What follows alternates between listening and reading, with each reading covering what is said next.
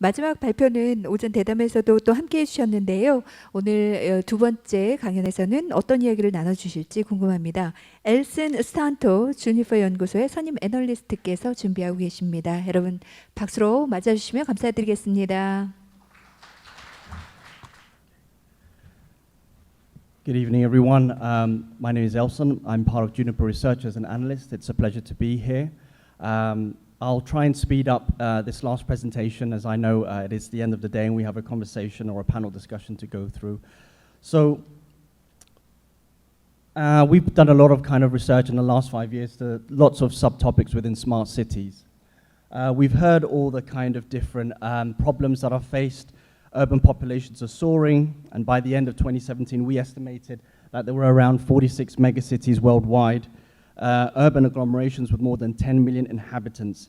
And in each of these cities, the density of the population in relation to the available resources and infrastructure has given rise to complaints. There is pressure on affordable housing, proper sanitation, food supply, healthcare services, and we estimate around 30% of the world's population now lives in cities with more than 500,000 inhabitants. And so clearly and obviously, as populations grow, problems with that growth occurs really. You've got traffic on roads, you've got uncomfortable environments, stress levels rising. It's quite obvious really. So really what I want to explore in this presentation really is how some of these issues and challenges such as pollution, time, personal well-being, support, can be addressed really by a mixture of technology, analytics, and modern urban policies emerging as smart solutions to deliver sustainable, efficient environments for citizens. Through 5G connectivity, which we're hearing about, IoT, and new concepts like the hydrogen economy and smart cities, we can see much more progress really to inhabitants and the environment in which they are based in as well. Time savings can be achieved, greater workplace efficiencies, cost savings, improved healthcare as well. The prospect of hydrogen being used as a replacement in transport, heating fuel, and energy storage. So we've been conducting quite a bit of research into this space with a range of different stakeholders in the ecosystem, from players like Intel in Europe as well, to mobile operator O2 in the UK, and it's helped us to quantify the savings in both time and money and reductions in greenhouse gas emissions, and we'll be sharing some of these findings in this presentation. So let's move on to one big topic that was touched upon by Ali and a range of other speakers today, and that's traffic really. Clearly we're seeing that owning a car or vehicle is a sign of freedom, but really it is restricted to a lot of the urban environment really. We're seeing the traffic and air pollution affect many citizens today. We also, for example, have TomTom's annual city congestion report highlighting that the issue of heavy traffic, particularly in Mexico City, means that drivers in that city spend on average 2/3 more time getting to their destination if there had been no traffic on the roads. Heavy congestion in cities results in drivers spending more than 70 hours per year in gridlock. And in many cities, the average peak time vehicle speed is crawling at around 6 kilometers an hour. The World Health Organization also estimates that around 3 million deaths every year are attributable to small particulate matter pollution, a large portion of which is generated by vehicle emissions. So that really is no surprise there. So what's one way to address this? Well, one way is really using the concept of mobility as a service. By that I mean urban transport solutions that are integrated into a single platform in which users can determine the best route and price across several end-to-end travel services and modes according to 1, real-time data, and 2, traffic conditions, time of day, and demand. Let's take an example of this. Let's take, for example, someone called Zach. Zach travels 19 miles, that's 30 kilometers, from the suburbs to his city every morning. On a weekday, it takes him around 60 to 75 minutes to drive to work due to the commuter traffic on New York roads. But by accessing a mobility as a service app, Zach can make his daily commute much more convenient and accessible at time that he wants. He can book an electric mini bus sharing services from just outside his home to the nearest rail station. That takes 5 minutes. Then he commutes by train, another 25 minutes to its final stop. And this is 1.5 miles or 2.4 kilometers outside of his office location. Zach decides to book a ride-sharing service at that point, but then realizes that there's road traffic congestion ahead. So he utilizes a bike sharing scheme to cycle the final 2.4 kilometers, which takes 10 minutes. Doing this approach saves Zach around 20 to 35 minutes. He's presented with real-time prices, best fare calculation at each point of the dynamic journey management process. The Mobility as a Service app calculates the total cost and deducts it directly from his linked payment card or wallet. Now, this is just a simple example of an entry-level service offering based on mobility as a service. But what it shows is that there is an opportunity really to expand related services on top of this. For example, sharing data with other travelers and communities, exchanging credits and helping to share data on commute timings and locations. The app can also be integrated to take into account loyalty and discount schemes from brands, vehicle trading services, and streaming services. Next, we also have what we call autonomous vehicles, really, which reduce the need for car ownership and where services are deployed as multi-occupancy rides, with vehicle passengers determined by similar origin, route, or destination sharing rides together. So the ability to drive safely in close proximity will help maximize road space, and this will help reduce congestion on the road. Vehicles communication with city infrastructure will ensure that software analytics running in the background can determine optimal traffic light phasing according to real-time conditions. Next, we also did some research really and found that the world's leading cities in addressing urban transportation challenges were Singapore, San Francisco, and London.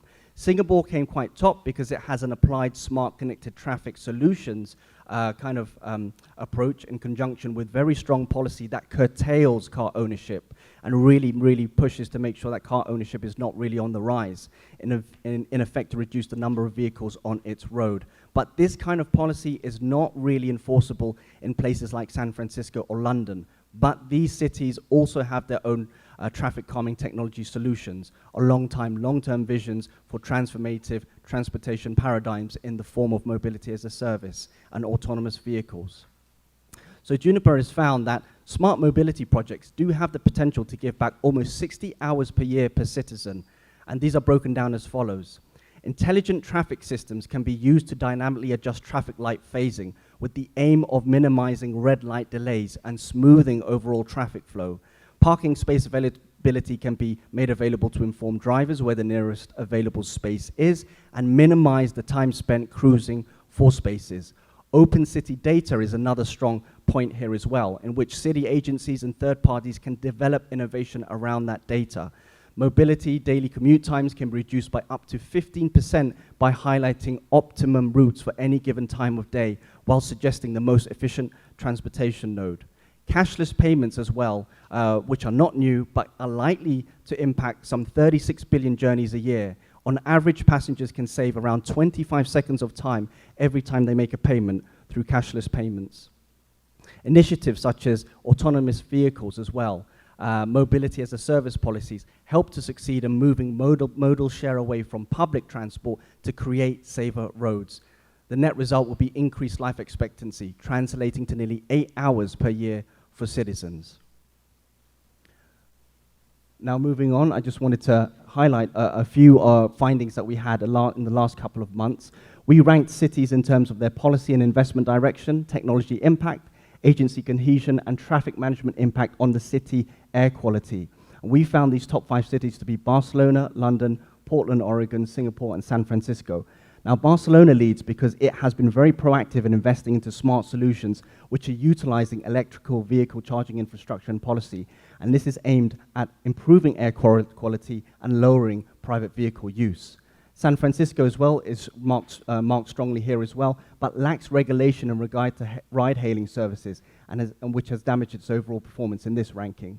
But here, nevertheless, we see that there's 2 main types of movements in this space. We have policies that are aimed to challenge congestion and urban transport through really the integration of data across several service ecosystems in a smart city. And we have technology kind of based policies, which are really relying on technology to help improve transportation and relying on inputs from road sensors and other connected devices in the city in real time to visual data. In any case, a good smart city, a well-efficient, effective, functioning smart city must have a robust communications infrastructure. It should be available to both local authorities and citizens, and data integration across multiple sources must be stressed as a high priority to achieve. Now moving on to the healthcare problems that cities face. So we found that many cities across the globe report a very high hospital bed occupancy rate of over 85%. Now this is very high, and it can result in time wasted and additional stress for both patients and caregivers.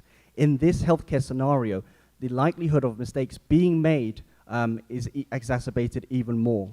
Studies have shown that overcrowding in hospitals can increase the risk of patients contracting an infection during their stay, and in some cases this risk can increase by over 10%.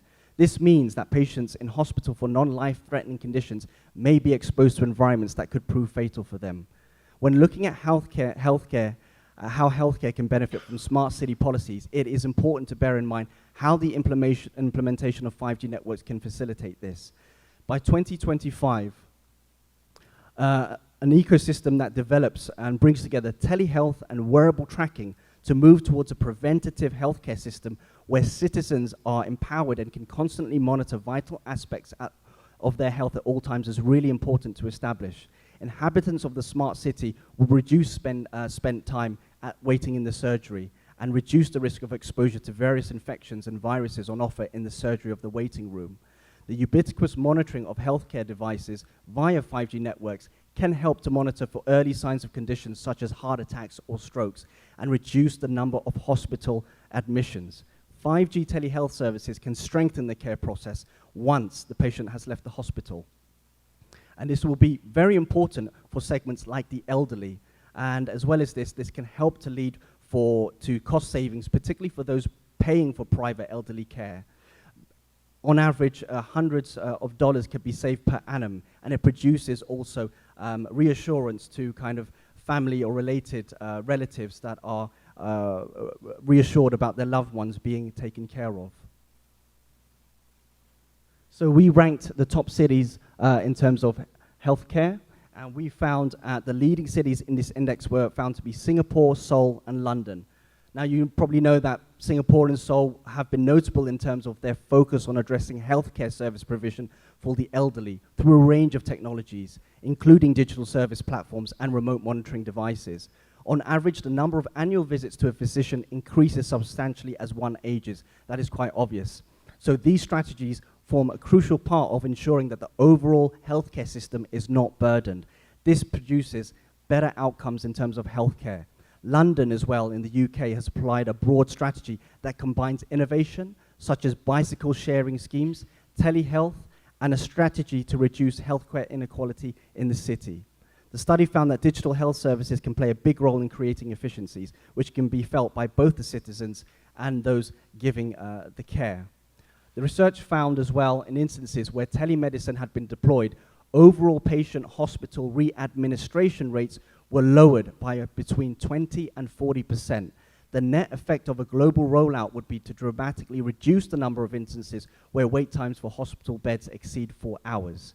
Artificial intelligence is a key element in things such as future chatbot services, which I'm sure you've all heard of. These chatbots can help save an average of 15 minutes per contact with patients over traditional mechanisms. The average citizen as well visits the doctor 5 times a year, and this increases more as they are elderly or suffering from a chronic condition. If we have apps that can analyze data from a quantified self-device, as well as remote physician appointments by video link, this can eliminate or reduce even physical visits to the physician. Individuals suffering from chronic conditions will be able to visit their physician multiple times per year. Even now, over 1/3 of the world's population is in need of long-term healthcare management. And in this case, remote monitoring devices can help reduce the need for physical diagnosis while helping to better manage long-term conditions. So we're also looking now at ranking smart cities in terms of time saved and efficiency in that way.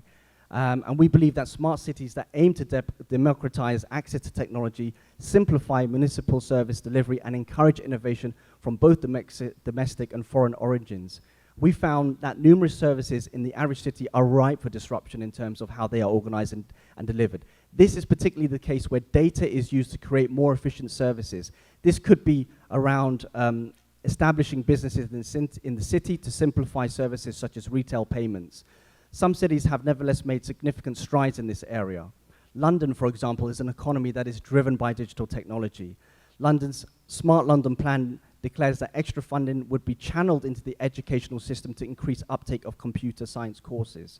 The Greater London Authority conducted an assessment of the impact of digital exclusion, that is a lack of access to digital services, in 2015, alongside a set of measures to reduce exclusion. In turn, this has resulted in schemes to increase digital literacy, reduce barriers for getting citizens online. As well as that, we can find within smart cities some departments that have operated separately from one another in silos. Sharing information really hasn't really been really maximized until recently. We can see, for example, we take a city like Rio de Janeiro, where if you want to set up a business, you have to wait on average 45 days before the new business can begin operations. Meanwhile, if you look at the national healthcare system in London, in the UK, you find that patients' data is still being faxed, still being printed out and delivered by post. Really, and this is because a lack of interoperable systems being used in the IoT and in the healthcare segment of that country, and the UK is considered a developed market, right? So this study that we found on this particular topic in terms of saving time found that substantial time savings can be achieved if information is stored on interoperable software systems and aggregated using APIs or similar mechanisms. For example, we found that if this was implemented in Rio de Janeiro in Brazil, the 45-day wait time could be reduced to a single day if this kind of approach were applied. The study also focuses on cashless payments on transport systems. And we find here that time savings were considered in the retail environment across the city, and we found that on average citizens have the potential to save 15 seconds per transaction using cashless mechanisms, with the assumption that under some circumstances the transaction value of the items purchased would not realize the full time saving benefits of contactless payments. In any case, we see that net savings can come to around 22 hours per annum. Moving on now to the energy side of things, we see that there are high bills from energy consumption and aging grid infrastructure in many different markets, despite the prospect of mass deployed electric and autonomous vehicles means that cities must develop new strategies for energy consumption and delivery. Global electricity consumption in cities, according to our research in 2017, reached a global average of 3.7 megawatt hours per capita. For energy suppliers, this resource volume presents significant challenges that should be addressed, including thermal limitations, constrained interconnections, and the need to cope with renewable energy resources, which do not provide a consistent source of energy and can cause voltage fluctuations along distribution lines, leading to even blackouts in worst-case scenarios. There is a need to transform the energy supply grid and to help the energy supply grid through digitization work alongside managing intermittent energy resources such as wind or solar energy, and resulting in the need for a reactive smart grid. So there's a need to fit sensors along grids, and as well as that to fit connected smart meters in consumers' homes. Here, mobile connectivity and 5G plays a key role in this space. 5G enables the data collection, transmission, and analysis to be done in real time and helps to manage demand and supply issues, helping to drive better pricing and reduce bills for customers and help them to be more efficient in their consumption of energy. The creation of 5G-enabled microgrids, that is small-scale power grids that can operate independently, will help consumers to choose where they buy energy, how they split their bills between regional suppliers and local microgrids. And this helps to reduce their bills and make them opt for more competitively priced suppliers. And of course, as touched on earlier today, we have this talk about the hydrogen economy and how governments are exploring ways in which urban life can be enhanced through cleaner energy through the hydrogen economy. And the hydrogen economy really refers to a vision of using hydrogen as a low-carbon, secure energy source that can be used to replace various things in transport, heating fuel, and energy storage. As you may know, last year the Korean government set aside 110 billion Korean won, a rise from 42.2 billion earlier, with the aim of boosting the hydrogen industry and developing energy for technologies, cars, buses, railways and vessels, as well as power generation. The government as well, it was reviewing legislation related to the hydrogen economy to systematically foster the industry and efficiently run the hydrogen market more safely and help to see it play its part in managing energy. Elsewhere, we also have initiatives. We have Germany as well, introducing the world's first hydrogen powertrain in September. Japan's Fukushima Hydrogen Energy Research Field operates a 10,000 kilowatts class hydrogen production facility that is due to start operation in 2020. And in UK, the city of Leeds has proposed converting its natural gas grid to a hydrogen grid by 2026. We also see that Canada is dropping hints that it wants to be the first country in the world with a full-size hydrogen fuel cell passenger train. And we also see Hyundai pushing out its next fuel cell electric crossover SUV. And although we can see the advantages of the hydrogen economy as well in this space, we would caution that it is really very much a long-term prospect if it is to scale, if it is to scale. Now, in total, we've highlighted the number of time savings on a per-use capita basis. There are additional critical savings that the smart cities can enable. And from our research, we estimate by 2022, smart city practices can reduce global CO2 emissions by over 250 megatons. To achieve that kind of reduction by other means, by alternative means, you would have to plant over 1.5 billion trees. The cost savings afforded by energy and CO2 reductions are expected to reach nearly 38 billion annually by 2022. And at a time when budgets of cities are stretched, these represent substantial savings and represent more than $15 per city inhabitant per annum. I just wanted to quickly tie up and just show you some recent developments that I've seen in the last few months. Really, we're seeing that, when we're seeing advanced sensors being used with machine learning software, this holds a lot of value where we're managing kind of traffic light and smoothing urban traffic flows. And also our new research from last month has found that these technology-driven solutions can lower the emissions of footprints of cities and save the equivalent of over 780 billion passenger vehicles miles worth of greenhouse gas emissions over the forecast period. North America and Far Eastern China are major investment regions. They have a strong preference for technology deployment over policy-driven solutions to lower traffic congestions. Next, we also see that there's potential for LED implementations to help really to act as a major hub to point for additional smart city services that is helping in the smart transport or helping to give information on the quality of the air or weather patterns as well. And we find as well that China's national smart street lighting strategy is making use of converting to LEDs to realize significant energy savings. But there is an ongoing problem in terms of standardization. Some cities have a very conservative nature, have a reluctance to invest in new technologies, and it is this kind of mindset that we need to change really to accelerate LED lighting here.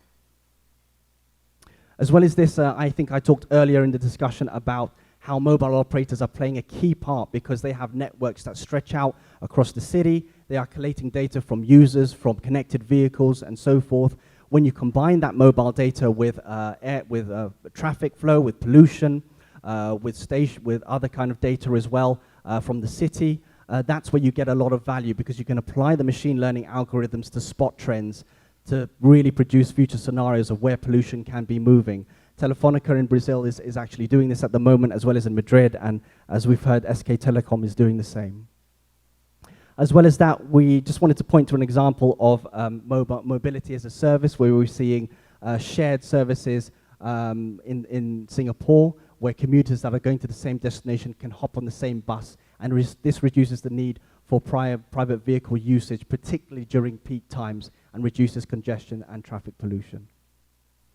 As well as that, now we are seeing cities really becoming open up to the mixture of IoT, real-time kind of data captured by sensors, machine learning algorithms, and being open now by governments and local authorities to be really, really educated on how these technological aspects can help make the city much more efficient in terms of energy usage and reducing pollution.